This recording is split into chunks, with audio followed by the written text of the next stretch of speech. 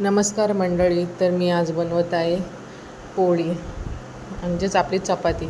चपाती बनवण्यासाठी मस्तपैकी कणिक मळून घेतलेलं आहे आणि कणिक मळून आता मी चपात्या लाटायला सुरुवात करत आहे. चपातीचं पीठ कसं ना नरम असेल तर व्यवस्थित मस्त मऊसूत चपात्या होतात आणि त्या खायला पण मस्त लागतात. 2 चपात्या एक्स्ट्राच जातात, हे बरोबर ना. आणि जर कडक होतात किंवा एकदम चिवट होतात. तर पीठ मळण्यावर टेक्निक आहे त्याची. पीठ कसं व्यवस्थित मऊसूत मळलं ना, मिळून आलेलं असेल, व्यवस्थित तेल लावलं असेल किंवा तूप आपल्याला जे योग्य वाटेल ते लावलं असेल तर त्याच्याने चपात्या मस्त होतात.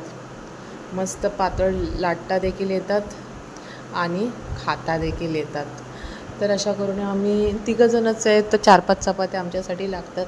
त्यासाठी पीठ पण थोडंसंच लागतात. तर मी त्या करून घेत आहे.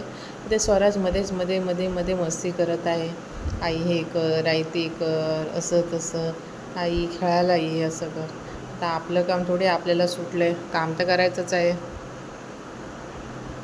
तर मस्तपैकी 4-5 चपात्या आधी लाटून घेतल्या. मी लाटून याच्यासाठी घेते की बाबा स्वराज मध्येच रडायला लागला आणि त्याने मला बोलवलं तर कमीत कमी लाटून तरी होतील आणि नंतर शेकवता येतील आणि ते अजिबात चिकटत नाही. मध्ये ना पीठ टाकून ठेवायचं 2 चपात्यांच्यामध्ये, तर अजिबात त्या चिकटत देखील नाही.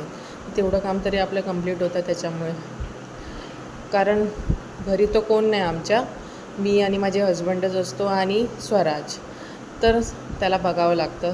लहानच आहे तो, 2 वर्षाचा आहे. तर त्याला तर मध्ये गरज पडतच असते.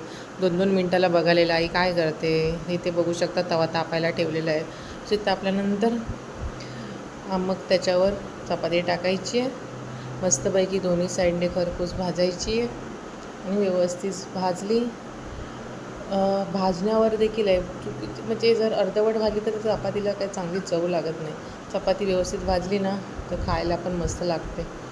तर आमच्या स्वराला देखील चपाती आवडते. हमखास एकतरी चपाती खातो टचवूड.